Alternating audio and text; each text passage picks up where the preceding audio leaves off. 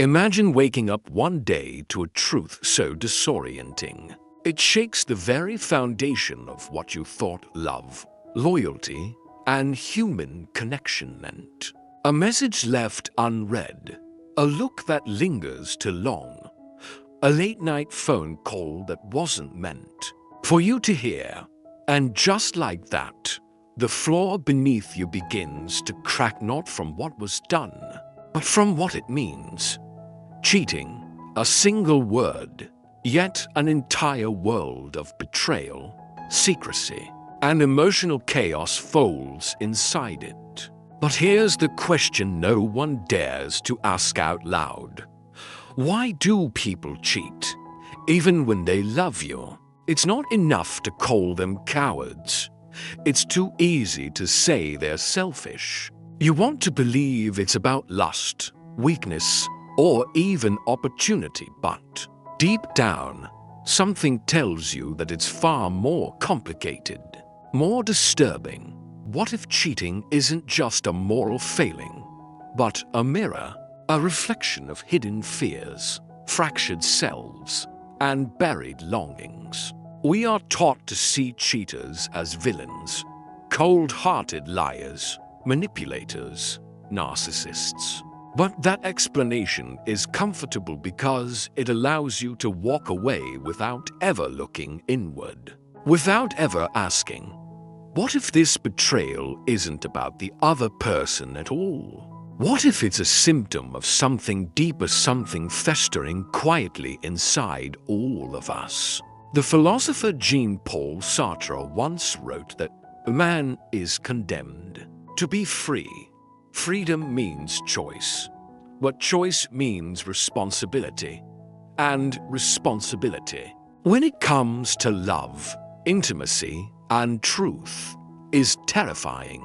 Could it be that cheaters aren't running away from you but from themselves? Could it be that behind the cheating is not cruelty, but a desperate attempt to escape the unbearable weight of being known? And what if the same impulse that leads someone to betray a partner is the one that causes you to betray your own needs every time you stay silent, smile through pain, or pretend you're not hurt? This isn't just about them. This is about you, about all of us. Because here's the paradox no one wants to face.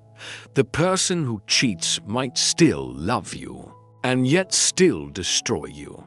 The person who says I'd never hurt you might do exactly that while believing, in some twisted part of themselves, that they haven't. You see, betrayal doesn't always happen in the absence of love. It often happens in its shadow, in the places where love becomes too vulnerable, too honest, too real. Carl Jung warned us about the shadow, the unconscious part of ourselves we deny, repress, and disown. And the moment that shadow takes over, desire becomes sabotage. Freedom becomes escape. Love becomes a battlefield of projection. So how do you read a cheater's mind? You don't start by labeling. You start by listening to the silence behind their words, the self-hatred behind their charm, the guilt they bury under performances of normalcy. You begin by asking, what are they trying to run from? What part of themselves do they only feel alive through deception? What fear drives them into the arms of someone else? And what does their betrayal say not just about them, but about the emotional contracts we sign in love without ever reading the fine print? You begin to realize that cheating isn't just an act, it's a philosophy, an unconscious worldview, a rebellion against limitation, routine, and the terror of emotional nakedness. And those who cheat aren't always villains in their own story. They are often lost protagonists, searching for meaning in the arms of someone who doesn't know them. Because being known by you feels too real, too painful, too much like a mirror held too close to the soul. So, now that you've felt the fracture, now that you've glimpsed the abyss that lives behind a kiss that wasn't yours, are you still asking, why did they cheat? Or are you starting to wonder, what kind of wound needs betrayal to feel alive? And if you could read that wound, what would it tell you? Let's go deeper. Betrayal is never just about the act. It's about the unseen engine beneath it, the why that even the betrayer can't explain. And if you want to read the mind of someone who cheats, you must first understand a brutal truth. Most people don't know why they do what they do. They don't sit down and calculate heartbreak. They don't consciously decide to lie. They are pulled by unseen hands, unresolved trauma, and unconscious fears into a moment that feels like freedom but ends in destruction. Until you make the unconscious conscious, it will direct your life and you will call it fate. Carl Jung behind every cheating act is a storm of hidden variables, unmet needs, silent fears, a warped sense of self. But the real danger is not in the cheating, it's in what cheating reveals about how fragmented we really are. Let's talk about fragmentation. You might think you're one coherent person, but in reality, you are 1,000 selves stitched together. The self you show the world, the self you become under stress, the self that never healed from childhood wounds, the self that secretly craves validation, chaos, danger, or dominance. These selves don't always agree. One self wants love, another wants escape. One self believes in monogamy, another burns to feel wanted no matter the cost. When someone cheats, it's often not because they stopped loving their partner. It's because a different self, usually one born out of pain or fear, took the wheel for a moment. And that self wasn't looking for connection. It was looking for relief from what? That's the real question. Could it be that many cheaters are not seeking pleasure, but anesthesia? Could it be that what we call infidelity is sometimes an attempt to quiet the noise inside? Here, psychology and philosophy meet. The psychology of internal division. Mate speaks often about addiction and how it's never truly about the substance, but about the pain underneath it. In that same sense, cheating is rarely about the affair. It's about a psychic split, a fault line in the soul, a trauma never metabolized, a part of the self that learned somewhere along the way that truth is dangerous, closeness is risky, and love always ends in loss. Cheating is often a reenactment of old wounds. The child who felt unseen becomes the adult who seeks constant affirmation. The teen who was abandoned becomes the adult who sabotages intimacy before it gets too deep. The person who learned to lie to survive becomes the one who lies to feel in control. It's not logic, it's survival. And for many, betrayal feels safer than vulnerability. The philosophical roots of Escape once said, the individual has always had to struggle to keep from being overwhelmed by the tribe. In relationships, we long to merge, but in that merging, many feel like they are drowning, losing autonomy, identity, and their inner chaos. Cheating becomes a rebellion, a cry, I still belong to myself. It's twisted, yes, but it makes psychological sense. The human being, torn between the desire to belong and the desire to be free, is caught in an impossible contradiction. Love asks us to commit, to open, to surrender. But ego screams for space, novelty, power. So cheating isn't just about sex. It's about resisting domestication. It's a refusal to be caged by routine, responsibility, or the unbearable mirror of intimacy.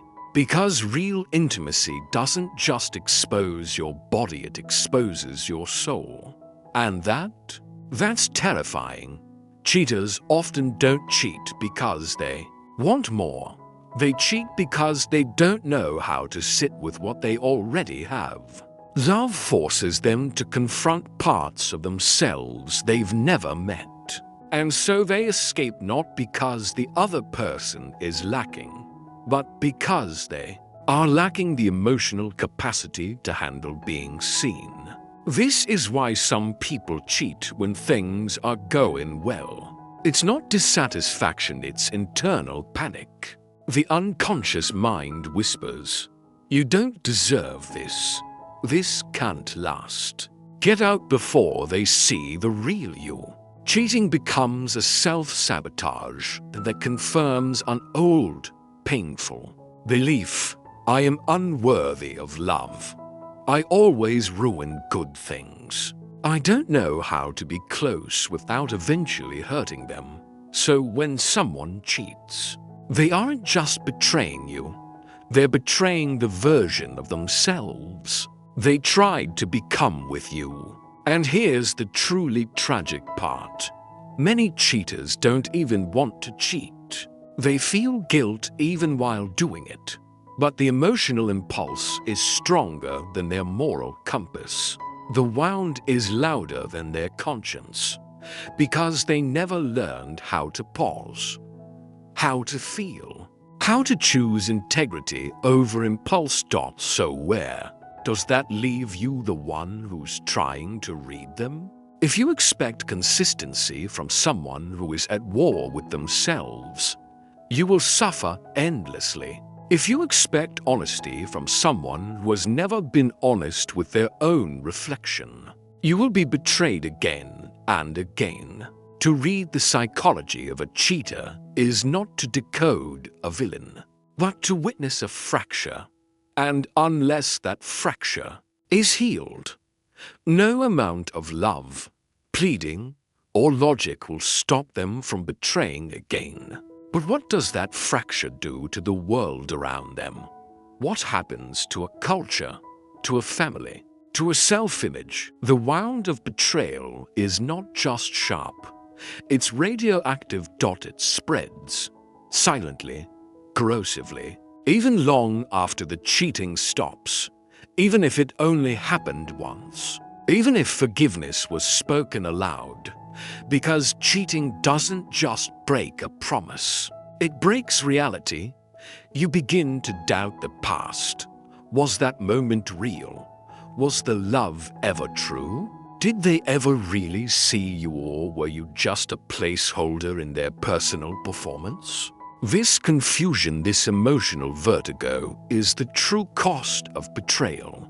Not just pain, but a shattering of trust in your own perception. And once you stop trusting your perception, you stop trusting everything. But here's the cruel irony. While the betrayed person begins to crumble under the weight of doubt, the one who cheated often continues their life as if nothing happened. Why? Because emotional consequences don't fall equally. Some people collapse, others compartmentalize. And cheaters, especially habitual ones, tend to excel at compartmentalization. They survive by splitting the self, the part that loves you, the part that lies to you, the part that says, "I never meant to hurt you," and the part that did it anyway. This is not just a flaw in character, it's a glitch in consciousness. The collapse of emotional logic, cognitive dissonance, is a powerful force. It allows someone to hold to contradictory truths without collapsing. I love you. I lied to you, you mean everything. To me, I did the one thing that could destroy you. How does the mind survive this contradiction? By rewriting the narrative. The cheater tells themselves things like, "It didn't mean anything. It was just a mistake. Everyone slips up sometimes. I was drunk. We were fighting. I didn't feel appreciated." These stories aren't always lies. They are psychological shields, protection against shame, self-loathing, and internal collapse. But the price of these mental shields is devastating to those around them. Because if the cheater never fully confronts the weight of their betrayal, guess who does? You do. You become the emotional container for a sin they refuse to metabolize. You hold their guilt in your body. You feel their shame in your chest. You find yourself over-apologizing, over-explaining, over-fixing, trying to understand why they did it, as if it's your job to heal the wound they opened. This is one of the most dangerous aftershocks of cheating. The betrayed becomes the caretaker of the betrayer's conscience. You are asked to soothe the person who hurt you, to rebuild trust for two, to suppress your rage so they don't feel overwhelmed by it. And that erodes the soul. The long-term damage to identity when betrayal is not healed when the emotional debris is left. Unattended, it begins to do something insidious. It reshapes your identity. You begin to see yourself not as someone who was betrayed, but as someone who is better able to. This is how self-worth begins to rot. You may start asking, was I not enough? Am I unlovable? Is there something wrong with me that makes people leave? And this is where the deeper philosophical consequence emerges. Cheating doesn't just damage relationships. It deconstructs the very idea of relational truth. In a society already obsessed with surface image, curated love stories, and performative affection, infidelity further blurs the line between what's real and what's convenient. The consequences don't stop at individuals. They echo through families, cultures, generations. Children who grow up in the aftermath of betrayal absorb messages like, love can't be trusted. People lie. Men always cheat. Women always forgive. Relationships are prisons or games.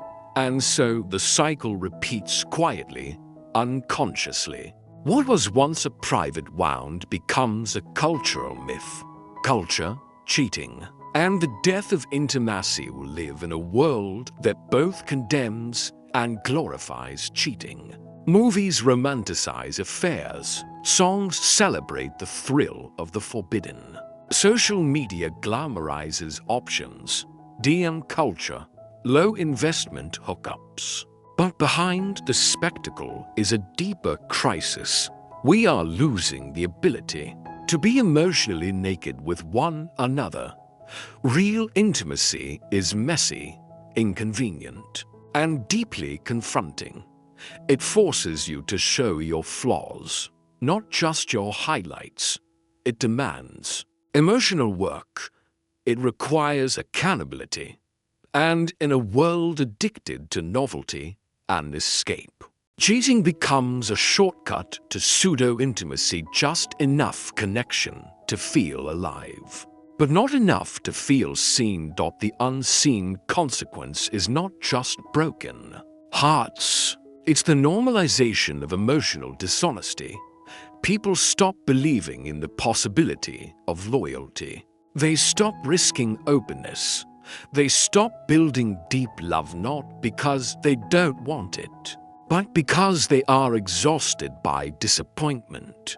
And then there's Yoayu, the one trying to understand. You may be trying to read a cheater's psychology so you can avoid pain in the future. You may be trying to forgive someone who hurt you. You may even be trying to understand yourself because you've betrayed others, too. Whatever the reason, here's what matters. The greatest consequence of cheating isn't the act itself. It's the slow erosion of emotional truth between. And if that truth dies, love becomes theater. Intimacy becomes performance. Relationships become contracts of convenience rather than sacred bonds of mutual seeing. So what do you do? How do you fight against this decay of depth, of trust, of emotional clarity? You rebel.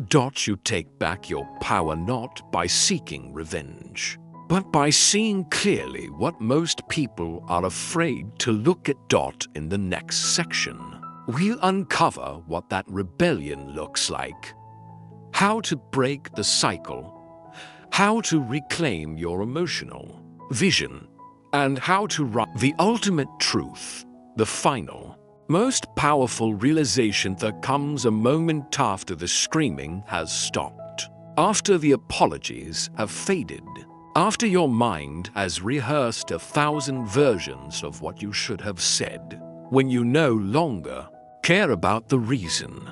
You no longer care why they did it. You don't need another analysis, another confession, another post-mortem of a broken promise. What you crave now is something else. Clarity. Not about them, but about you. You see, the final truth is this. You can never fully read a cheater's mind because in the moment they betrayed you, they weren't even reading their own. They were operating from a subconscious script, one written in childhood wounds, survival instincts, and inherited dysfunction. They were actors in a scene they didn't understand, repeating the same ancient rituals of avoidance, sabotage, and shame. But you have the power to step off the stage, because this was never really about deciphering them. It was about discovering what you refuse to tolerate ever again, about confronting the part of yourself that once believed love meant enduring pain quietly. The person who betrayed you may never understand the damage they caused. They may rewrite history. They may move on. They may never face their own reflection. But you have a choice to become your own mirror. Because here's the final, most powerful realization. Being cheated on doesn't mean you were weak. It means you were open in a world that punishes emotional openness. It means you were willing to believe in love. It means you trusted someone enough to let them near your core and they violated that trust. But the fact that you had a core to open in the first place, that's your strength, not your failure. Let that sink in. We are told to harden after betrayal, to trust no one, to become colder, sharper, smarter. But what if the true act of rebellion is not in becoming harder, but in staying soft and discerning? What if wisdom isn't about shutting your heart, but about learning who is worthy of it? What if the goal is not to avoid betrayal, but to transform through it? Cheating, at its darkest, is a soul fracture. But it can also become a soul awakening. Not because it was meant to be, not because everything happens for a reason, but because you decided to stop living in someone else's confusion. You stopped translating lies into love. You stopped shrinking yourself into someone easier to betray. You stopped romanticizing someone else's avoidance as passion or mystery. In other words, you woke up.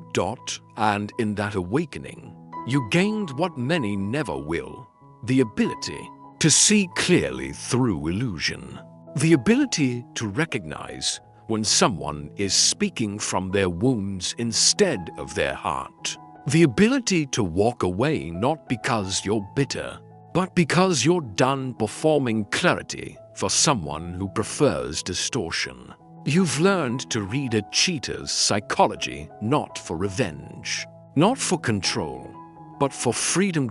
And now, finally, you can ask the only question that really matters. What does it mean to love without betraying yourself? Because there's another kind of betrayal, the kind where you abandon your own instincts just to keep the peace, the kind where you stay quiet when your soul is screaming, the kind where you accept half love and call it patience. Never again. The final truth is not just about understanding them. It's about choosing you, choosing truth, choosing peace over performance, choosing love that doesn't require self-erasure.